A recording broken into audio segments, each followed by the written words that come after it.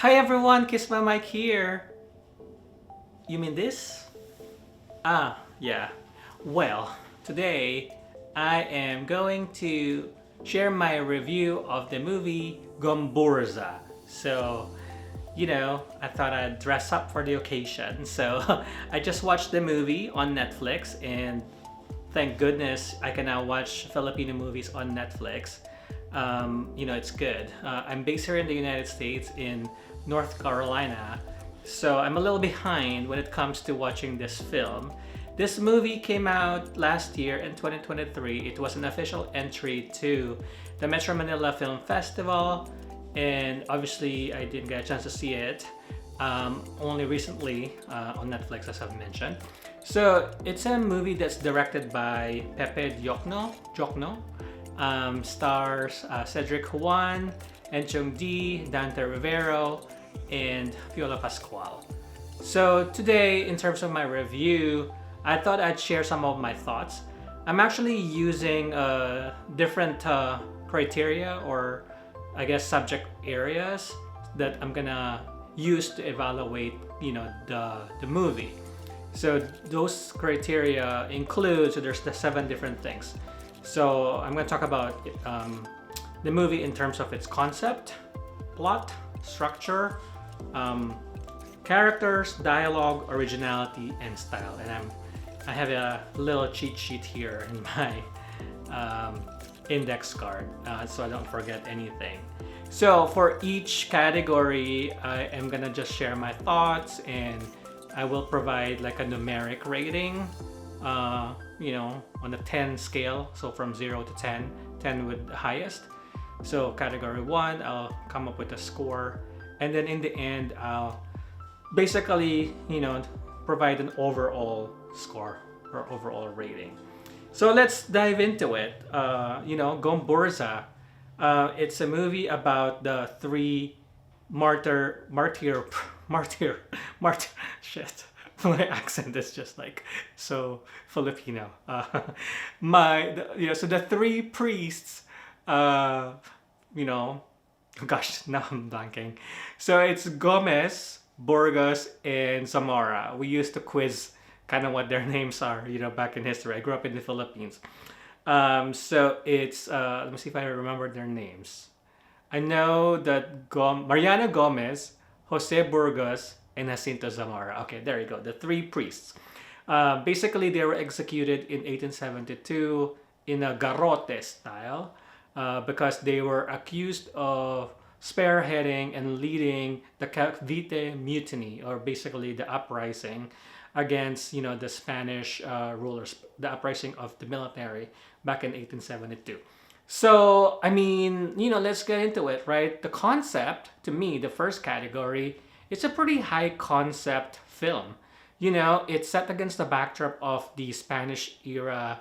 And to me, to be able to characterize the story of the three priests that basically contributed to the igniting the spark in the heart of the Filipino people to start the revolution against the Spanish. It's a pretty high concept. I think there's no question about it. The idea of being able to portray the drama that unfolded back then, complete with basically the whole idea of bringing to life something that happened, centuries, like 1872. I'm trying to count like how many is that, but 1872. That's a pretty high concept. So for the first category, it's pretty high score. I'll probably give like a rating of 8 out of 10, just for the concept alone. But there are other pieces, to the puzzle, right? In terms of my comprehensive review, of the film. So the first is concept. I think there's no question about it. It's just, to me, the audacity. For me, the way I see concept, aside from the idea, is like how audacious the idea is in terms of bringing it to life. And the higher the audacity is, the higher, basically the score should be in terms of concept. That's just the way I see, what that theme is about in terms of concept.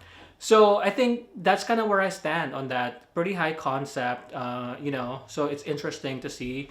It's a piece of history, and it's really important to keep bringing stories like these as well so that people don't forget about what happened. And yes, it's a portrayal, it's a dramatization. They use a lot of consultants who are, because I saw their credits, the experts and scholars and everything. So that's also a good thing, right? But in the end, there's still a subjective factor that's been added to the film by the filmmakers and the people behind it. So, there might be things that they kind of add to, for dramatic effect. But overall, high concept, pretty good idea for the film. All right, the second category that I want to talk about is the plot.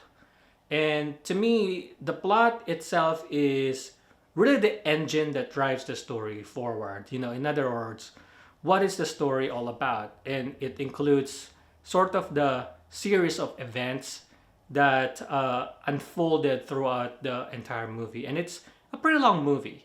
I believe it was close to 2 hours, if not more. So to me, the plot is probably the movie's weakest area. And not because it doesn't have any, but I think it's because it wasn't cohesive enough for me to really convey that this movie is about Gomburza. And let me elaborate on that. So when I started watching the movie and the title is Gomburza, I was expecting that the movie was going to be about the lives of the three priests, right? But I think the main point of view that was taken by the filmmaker was really to convey the life and perspective of Burgos, which is the role played by Cedric. The way that the story unfolded, it was pretty much the narrative of Burgos. But then they've added certain scenes that, don't speak on behalf of Burgos' perspective that kind of made it a little tricky. It made it a little confusing because if you look at the way, the different events that happened, in the beginning, there was a lot of focus on how his mentor, which is Pelaez, played by Piolo Pascual, how he played a role in his life. And that was a good 20 minutes of the movie already. The whole scene with Piolo took about 20 minutes. And to me, that was okay. It was okay if the movie was about Burgos. Because if you think about it, the beginning, middle, end, the beginning was kind of his, how he formed his views through his mentor, right? With Pelaez as the first 20 minutes. The second half is really kind of all the plight that he took along with his other compadres, the other priests, to fight for secularization, to, question the abusive practices of the Spanish colonizers. And then the third is kind of like the impact to the youth, with the two students played by Elijah and the other kid, basically closing it with how it contributed to the revolution and writing of El Filibusterismo by Jose Rizal, who happened to be the brother of Ponciano, who was a student of Burgos. So to me, if the story was about Burgos, it was a good arc to have the beginning, middle, and end focus on Burgos' life. But because the promise and the premise of the film was it's going to be about the three priests, I was expecting that there would also be more narrative that explored the lives of the other two priests, mainly Gomez and Zamora. And to me, I think their stories were not fully developed. And I understand, I get it, because the movie is already long enough. So I guess they have to make choices, right? So they didn't kind of show a lot of the narratives to fully develop the characters of Gomez and Zamora, because otherwise it would be like a 4-hour movie. And maybe that begs the question, is the movie format the best to use to be able to convey the stories of the three priests.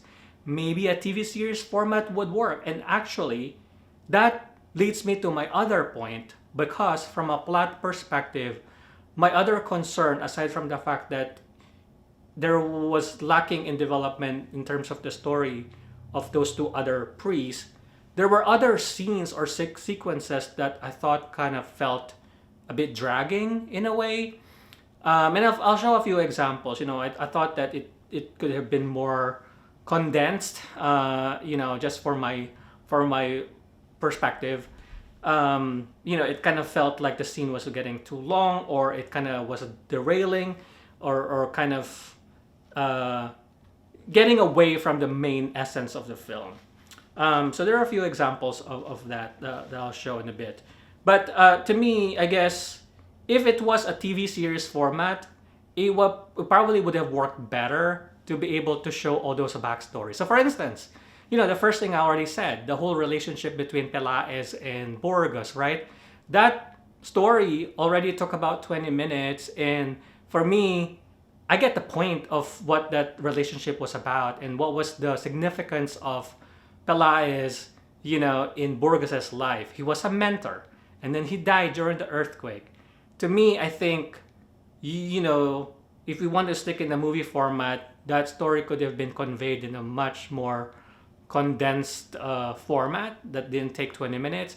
Therefore, there would be more room to develop the other areas, such as the lives of Gomez and Zamora. So I don't know if I'm making sense or I'm rambling, but that's kind of what I mean by that, in terms of just the focusing on the key elements of the story. So that goes with the plot. So hang on a second, let me get my notes.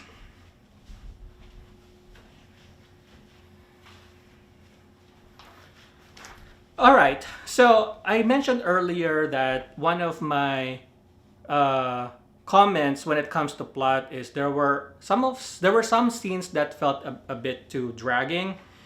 So like for instance, in the beginning, the whole Pelaez conversation, to me there was a scene that kind of felt, it was kind of dragging. And it was when Piolo and Cedric were talking and they were drinking, and this is the scene prior to the earthquake. I think that was kind of one example that I thought, okay, I already got the point of what that was all about. And then what else in terms of? Okay, here you go. Sorry, I have my notes. I took some notes. So there was also, in part 2 about the spread of the liberalism area. When they're showing kind of the characters of Don Antonio and Don Joaquin, which is basically the group, Los Filipinos. I thought that the pacing could be improved. There was not a lot happening, in that scene. It felt kind of dragging, and so that's one other area. And I get that story about the Los Filipinos is critical because they were behind the Cavite mutiny, and ultimately one of the guys, I forgot his name, the one who was also executed, he was important, right?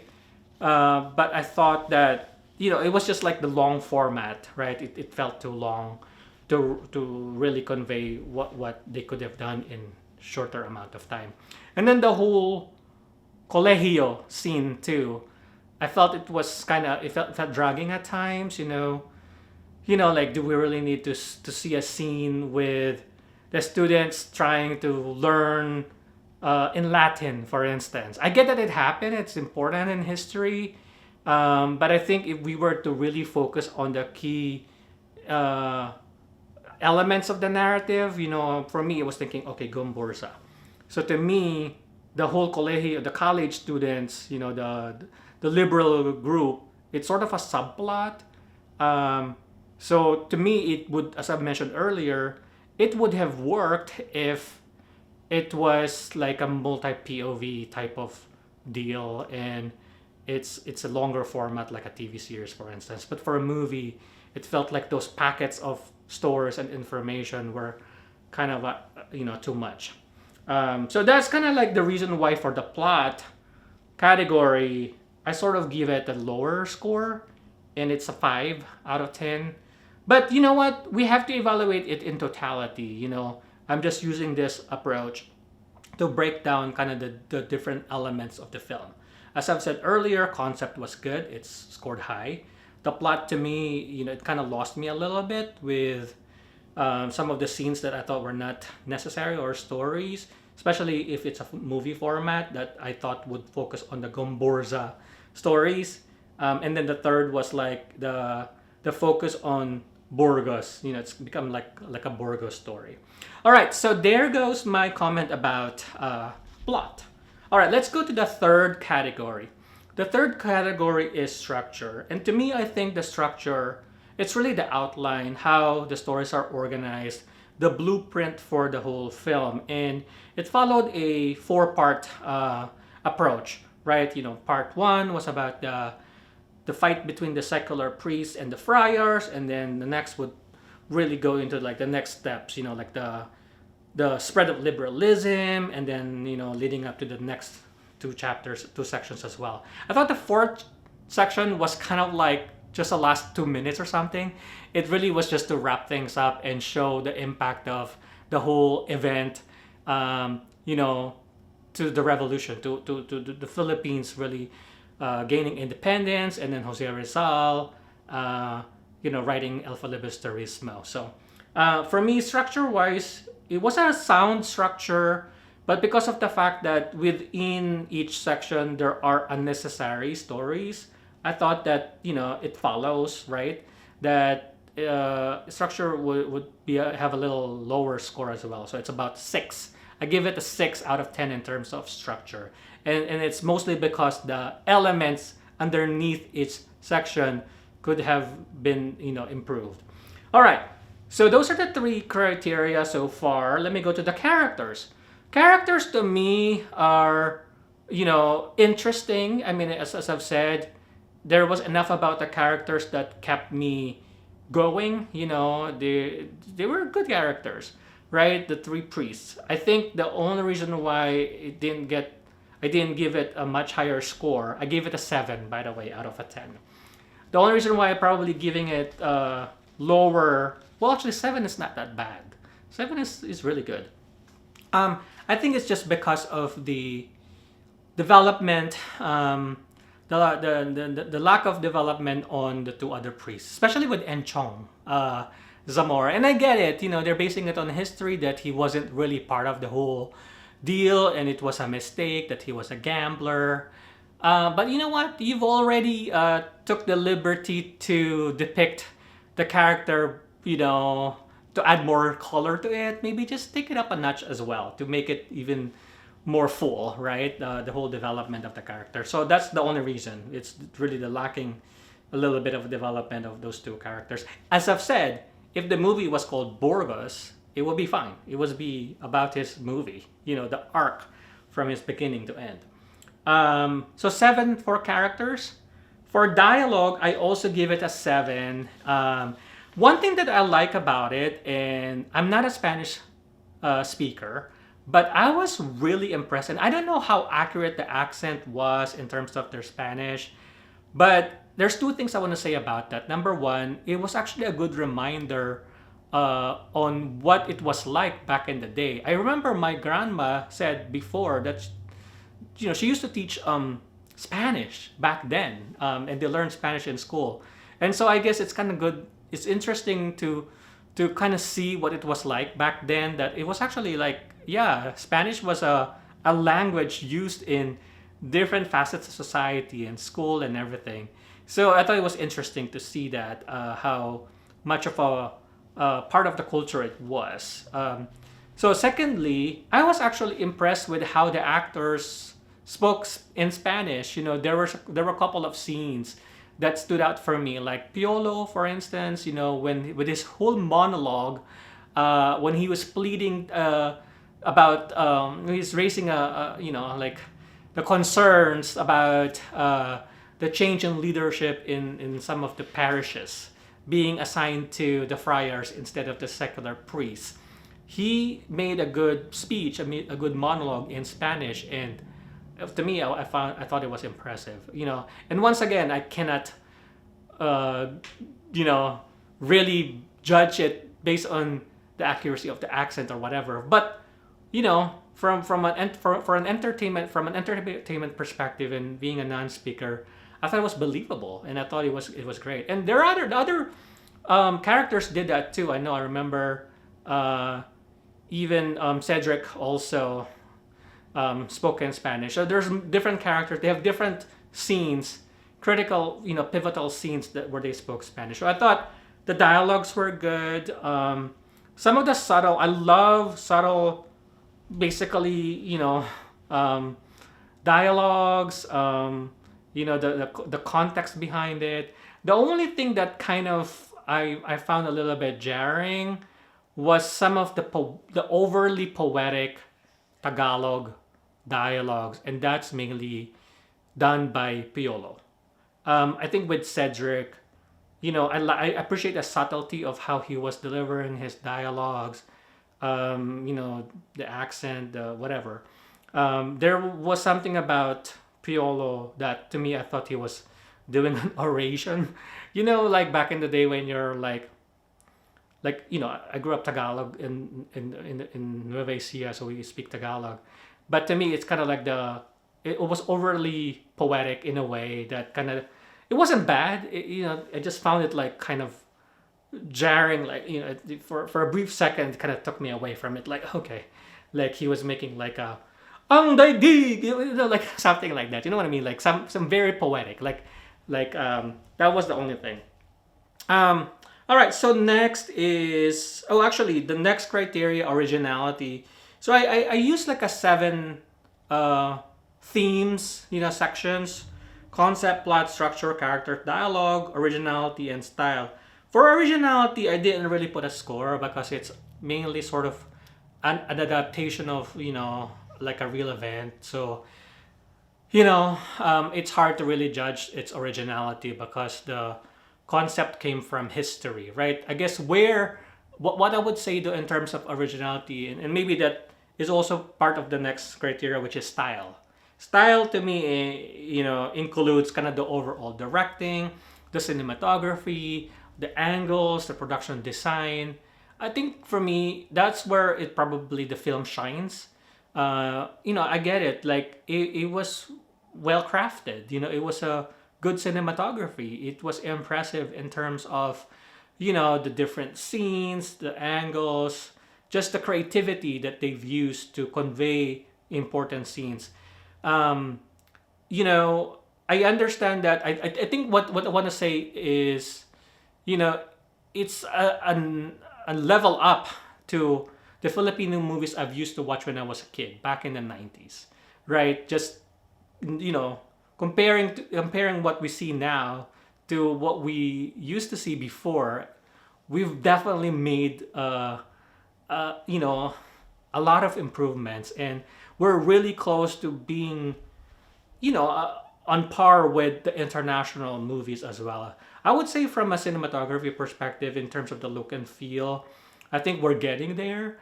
The one thing I wish that maybe, and this is kind of driven by budget, right? So I understand that each film, has a certain budget, and it dictates what they can and cannot do in terms of the production, right? What I would have liked to see in future movies, especially if it's like a historical drama, it is really showing the scale of the backdrop. The whole story. Like if it's a story about the Spanish period, right? I want to see like establishing shots that kind of show the whole picture of what the town looks like, that aerial view. That means massive production sets. If there was like a battle, like with by the way, I did like the opening with Hermana Pule, just the dreamlike view or look of the scene. And it was actually pretty creative because they were able to show that with minimal amount of extras and people. You know, it's very tight shot of like, oh, it's just a, even when they were fighting, you know, when they have their anting and they're executed, they're really just showing kind of like the people, and there's just a group of them, like 10 or 12 or something, if I remember it right. But would it be nice to actually see a fight scene in the scale of like Game of Thrones, right? So that's kind of what I'm saying in terms of the what I want to see more in historical movies or in movies in general, is to be able to convey the scale of really what's happening. And if it's like if they want to show the fighting and everything, give me Game of Thrones, like, you know, where you see, you know, like basically the oh my gosh, I don't even know how to explain it, but that's kind of what I mean. It's just showing the grand spectacle. That's what I want to see, and I understand it's attributed to budget, right? And so it's not a negative for this film, because I still gave it a high score in terms of style, because they were able to be efficient with it, right? With the budget. But anyway, aside from that, you know, it's basically the grand things is what I'm looking for. You know, like the earthquake scene. You know, it's pretty tight in terms of kind of how they were able to show that. There were just like some people moving and then some rocks falling, and then before you know it, Pelias was dead, right? Like, would it be nice to see a scene, a catastrophe scene that's, you know, similar to how they did a disaster movie in Hollywood, like 2012, for instance, or even that earthquake movie in LA, you know, the 10.2, you know, something like that, just showing the scale of really what's happening. I understand it's more like establishing shot, really, but it just adds to the story, to the believability of the scene, to kind of see those elements as well. But otherwise, overall, so with that said, concept is 8 out of 10, plot is 5 out of 10, structure is 6 out of 10, characters 7 out of 10, dialogue 7 out of 10, originality not applicable, no score. Style is 8 out of 10 for an overall score of 6.8 out of 10. If you round it up, it's actually 7. 7 is my rating for Gomburza. I enjoyed the movie. I love the cinematic quality of the film. I love the historical element of it. The actors were really great. I especially like Cedric's performance. And also Dante Rivero. Those are the good points for me. So overall, I recommend watching it, and thank you to Netflix for bringing this to audience members outside of the Philippines, especially to, like, you know, not the common cities like LA or New York. I'm here in North Carolina, so I want to see more. Well, anyway, that's my review of the movie Gomburza. If you like this content, please don't forget to like or share this video, and also subscribe to my channel, Kiss My Mic Official. And so till the next review, thanks so much for listening and watching, and I'll see you soon. Bye.